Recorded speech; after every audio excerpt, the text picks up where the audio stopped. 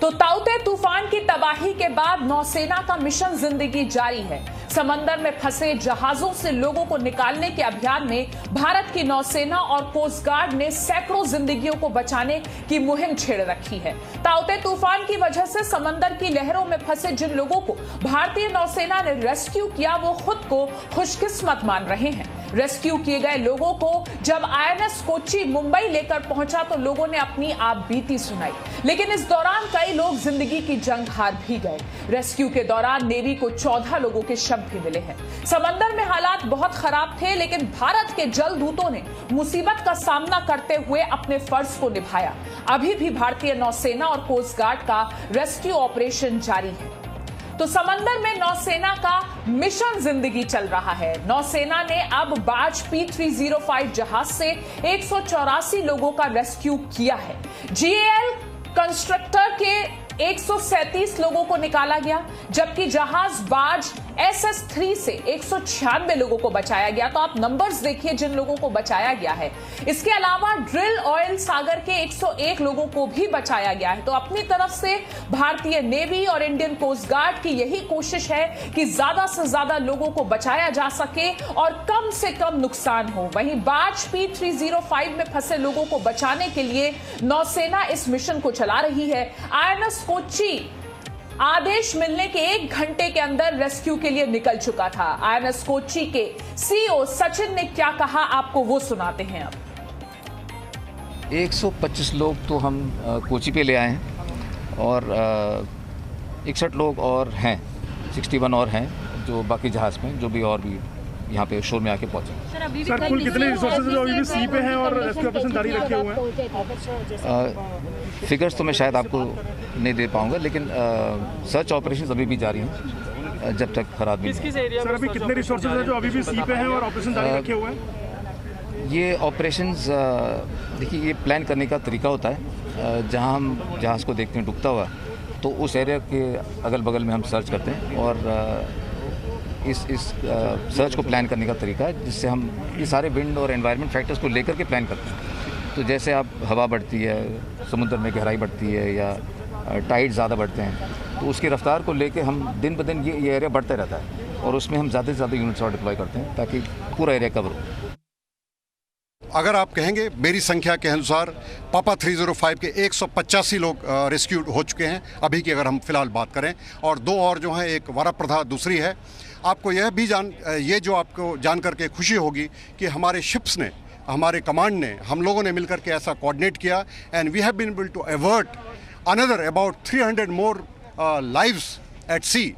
That means there were 2 other vessels which were under distress and they were about to abandon the ship, and we could give them assurances that you please do not abandon the ship and we are here to support you. We were there in the vicinity और इस माध्यम से हम लोग जान हम बचा सकते। और अब आपको सुनवाते हैं उन लोगों की आप बीती जिन्हें नौसेना ने रेस्क्यू ऑपरेशन में बचाया।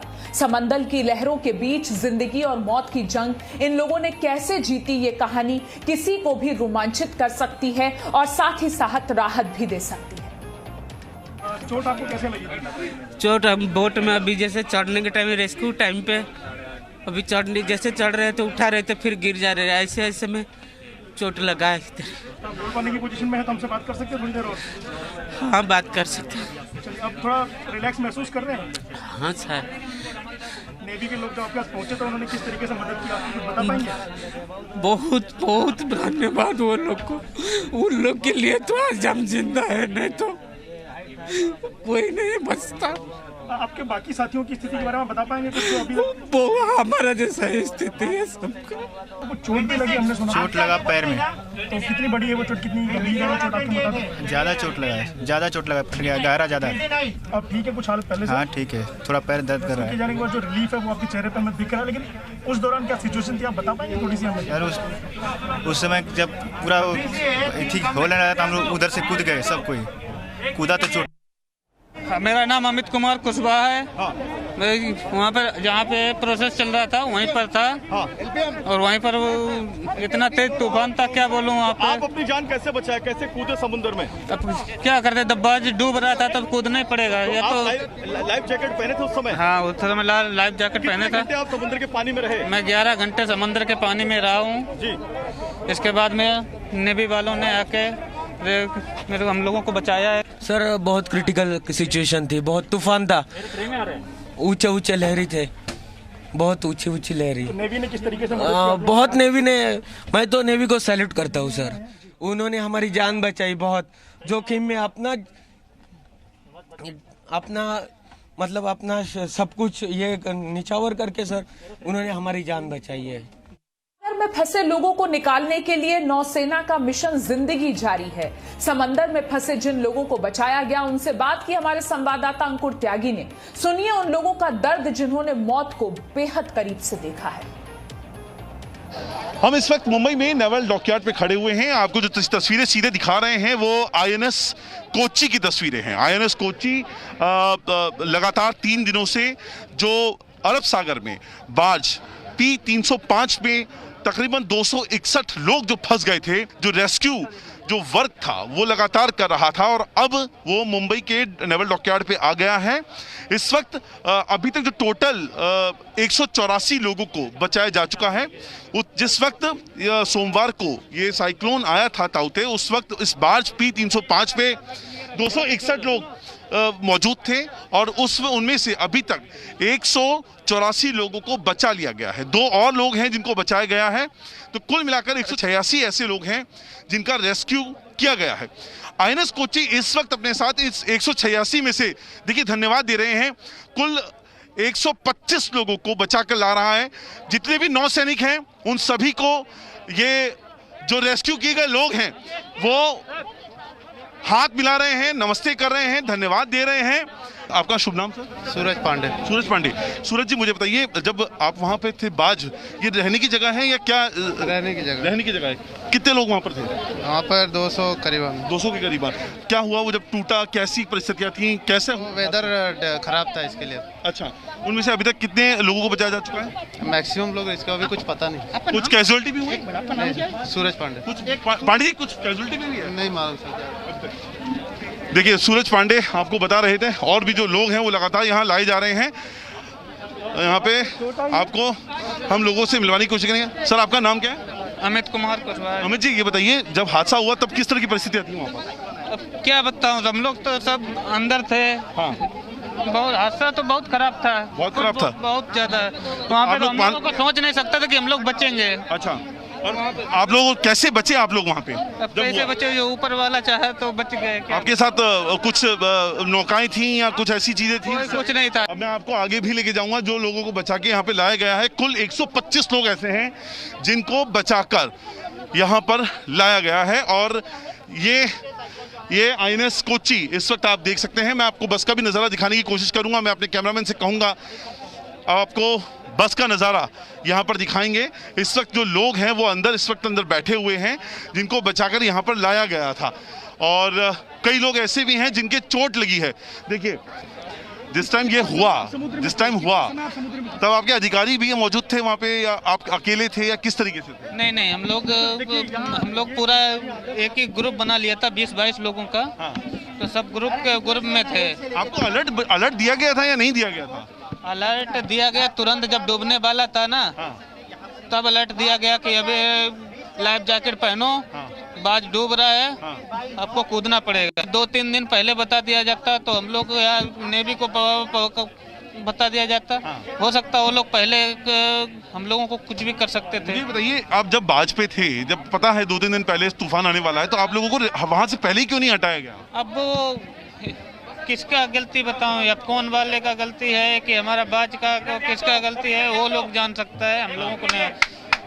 वो लोग बोला कि नहीं, ज्यादा बड़ा नहीं है, छोटा है, हो जाए। ये किसने बोला कि ज्यादा बड़ा नहीं है? हमारा जो बाज का इंचार्ज है। हाँ। उन्होंने बताया था। बाज के इंचार्ज अभी कहाँ पर हैं? वो उनका कोई पता नहीं है, बता रहे। अभी हम लोगों ने भी पता करने की कोशिश की, अभी तक उनका कोई पता नहीं चला। कोई पता नहीं चला है कहाँ है कहाँ नहीं है। हाँ। वो नहीं है। आपका शुभ नाम? मेरा नाम अमित कुमार है। अमित कुमार है।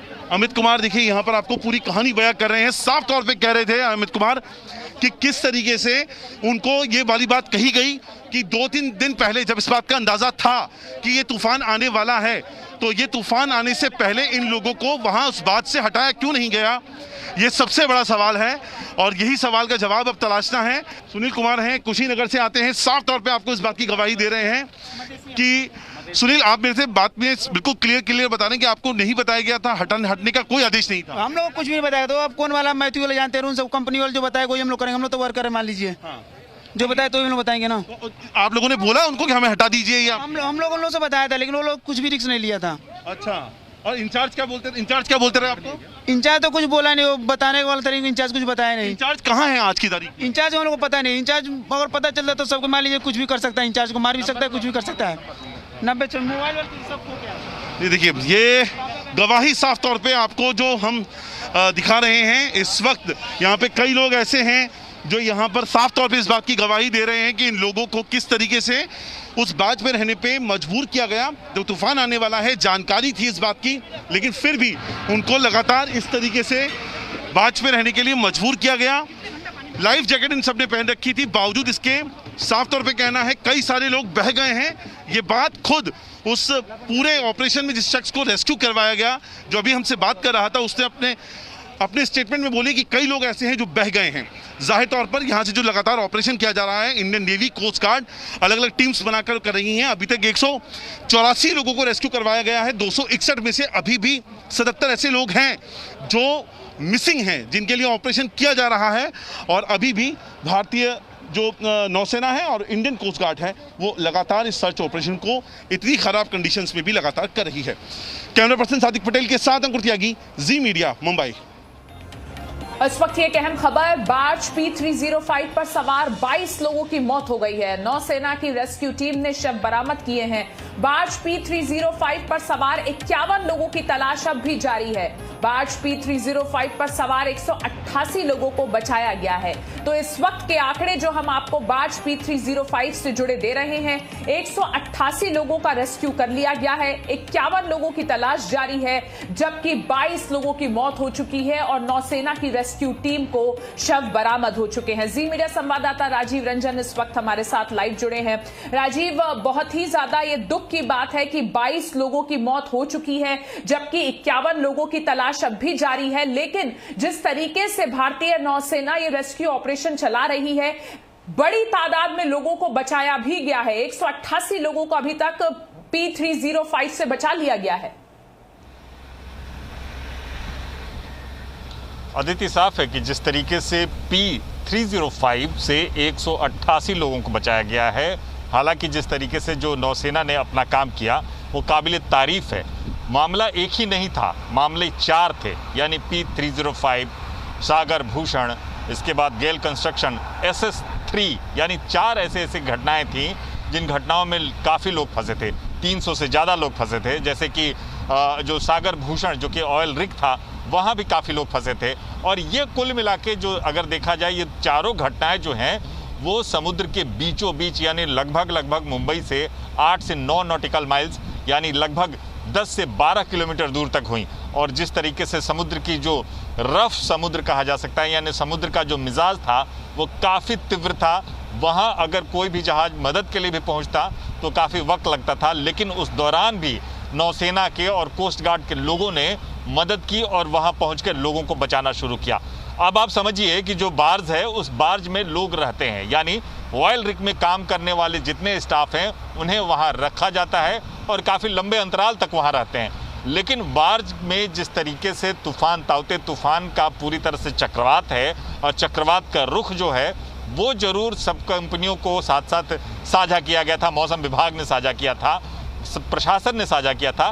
प्रशासन के जरिए साझा किए जाने के बावजूद उस बाज में रहे लोगों को वहाँ से रेस्क्यू, यानी वहाँ से पहले ही नहीं निकाला गया, तूफान आने से पहले इंतजार ये कहा गया। जिस तरीके से संवाददाता अंकुर त्यागी ने ये बात कही है, अंकुर ने ये बात कही, लोगों ने साफ साफ कहा कि उन्हें इस बात की जानकारी नहीं दी गई थी कि आखिर इसकी तीव्रता क्या है। कहा यही गया कि छोटा सा है, निकल जाएगा, दूर से निकल जाएगा, लेकिन जैसे जैसे बाढ़ डूबने लगा, ऑयल रिग टूटने लगे, इसके बाद जो जहाज था वो फंसने लगा, तब इसके बाद भगदड़ मची और SOS दिया गया कि नौसेना और कोस्ट गार्ड के लोग उन्हें बचाने आए। अब इस दौरान देखिए कि जब मुसीबत आ जाती है, जब इस तरह की सिचुएशन आ जाता है, उस दौरान नौसेना और कोस्ट गार्ड को जाना पड़ता है और उन परिस्थितियों में काम करता है। अगर यही परिस्थिति पहले से उन्हें पता चल जाती तो वो तुरंत के तुरंत लगभग जो 22 लोग अभी तक कैजुअल्टी में आए हैं और बाकी लोग लापता हैं, उन्हें भी बचाना आसान था, क्योंकि जिस तरीके से कोस्ट गार्ड और नौसेना ने उस रफ सी में काम किया, उस दौरान अगर समुद्र शांत रहता, आने से पहले लोगों को आगाह कर दिया जाता तो लोग बचाया जा सकता। अभी मैं जुहू चौपाटी पर खड़ा हूँ, लेकिन यहाँ भी जो कोस्ट गार्ड के जो चॉपर हैं वो तटीय इलाकों में टोह लगा रहे हैं कि यहाँ कहीं कोई डेड बॉडी या यहाँ कोई कैजुअल्टी तो बहकर इधर नहीं आई है। इस इलाके में देखिए, अभी फिलहाल जो समुद्र को मैं दिखा दूं, समुद्र में जो लाइफ गार्ड्स हैं वो किनारे किनारे ये टोह लगाने की कोशिश करते हैं कि यहाँ कोई स्थिति ना आए। हालांकि समुद्र अभी शांत दिख रहा है, लेकिन 2 दिन पहले यही समुद्र की जो उछाल थी वो आप स्पष्ट देख रहे हैं कि किस तरीके से था और वहाँ कितना रफ था। उस रफ समुद्र में लोगों को जाकर मदद, ताउते जिस तरीके से तबाही लेकर आया है उसके लिए तैयारी भले ही की गई हो, लेकिन जिस तरीके से अब शव मिल रहे हैं उसके बाद लग रहा है कि ये तैयारी भी नाकाफी रही। ताउते तूफान फिलहाल कमजोर पड़ता जा रहा है, जैसा कि मेरे सहयोगी राजीव रंजन ने भी बताया कि अगर मुंबई की भी बात करें तो वहां पर समुद्र आज शांत है, लेकिन इसके असर की वजह से पश्चिमी उत्तर प्रदेश और उत्तराखंड में भारी बारिश की चेतावनी दी गई है। इसी के साथ वैज्ञानिकों ने एक नए तूफान की चेतावनी भी दे दी है। यश नाम का ये तूफान अपना असर 26 मई से दिखाना शुरू कर देगा। ये यश जो नाम है ये ओमान ने दिया है और मौसम विभाग का कहना है कि 26 मई से इसका असर दिखना शुरू हो जाएगा। तो ताउते की तबाही झेल रहे हिंदुस्तान के अलग अलग राज्यों के लिए एक और चेतावनी वाली खबर कि यश नाम का एक और तूफान 26 मई तक आ सकता है। ये जो है उदयपुर के क्लोज है, उदयपुर में तो काफ़ी बारिश हुआ है, जो दक्षिण राजस्थान है। वीक हो गया, अभी सिस्टम अभी वीक हो गया, अभी भी डिप्रेशन है। तो इसका जो रेमिनेंट है वो अभी काफ़ी एक्टिव है उत्तर भारत में, तो खास करके राजस्थान, हरियाणा, दिल्ली, उत्तर प्रदेश, मतलब पश्चिम उत्तर प्रदेश और उत्तराखंड, ये जो इलाका बताया इसमें बारिश होगा। साइक्लोनिक स्टॉर्म बन रहा है, जो केंद्रीय बंगोपसागर, ये उत्तर अंडमान सी जो है, उत्तरी भाग, अंडमान का उत्तरी भाग और केंद्रीय बंगोपसागर, east central bay of Bengal, तो ये 22 को बनेगा। तो 22 को शुरू हो जाएगा लो प्रेशर, 23 को डिप्रेशन और 24 या 25 को साइक्लोन की स्टॉर्म बन जाएगा। और इनका नाम है यस, YASS, यस, ओमान नाम है ये। तो ये जो सिस्टम है ये वेस्ट बंगाल उड़ीसा कोस्ट को पास पहुंचेगा 26 तक। अभी काफ़ी दिन है, मतलब 1 वीक है, तो 26 को ये पहुंचेगा। अभी कहाँ लैंडफॉल करेगा, बट हैवी रेनफॉल या रेनफॉल जो है 26 का शाम से उड़ीसा वेस्ट बंगाल में शुरू हो जाएगा। तो ताउते तूफान ने गुजरात में भी तबाही मचाई है। प्रधानमंत्री नरेंद्र मोदी ताउते से हुए नुकसान की समीक्षा करने के लिए गुजरात पहुंचे। प्रधानमंत्री नरेंद्र मोदी ने चक्रवात से प्रभावित जिलों का हवाई सर्वेक्षण किया। मुख्यमंत्री विजय रूपाणी भी प्रधानमंत्री नरेंद्र मोदी के साथ थे। प्रधानमंत्री ताउते से प्रभावित अमरेली, गिर सोमनाथ और भावनगर जिलों के इलाकों का हवाई सर्वेक्षण कर रहे हैं। प्रधानमंत्री गुजरात में हुए नुकसान की जानकारी भी ले रहे हैं। अहमदाबाद में अधिकारियों के साथ प्रधानमंत्री की मीटिंग भी है और बहुत मुमकिन है कि राहत पैकेज का भी प्रधानमंत्री नरेंद्र मोदी गुजरात में ऐलान करें। Presenting B News app, available on Google Play and App Store. Download it now.